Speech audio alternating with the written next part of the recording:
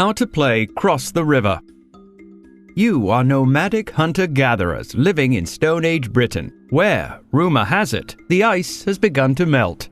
Having traveled south for many days, you finally spy a lush meadow full of juicy berries, edible plants, and wild animals.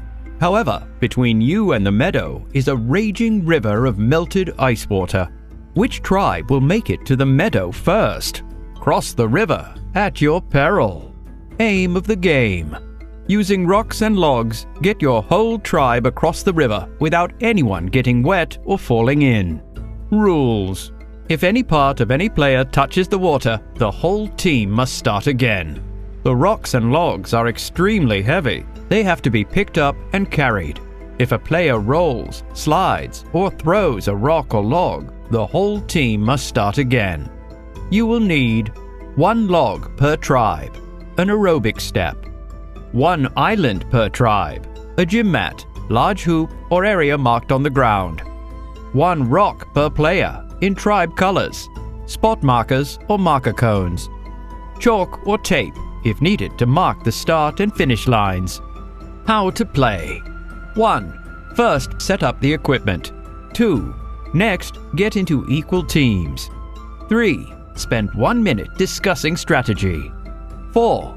Now, you have 5 minutes to complete each level. Use the rocks and logs to get across the river without touching the water.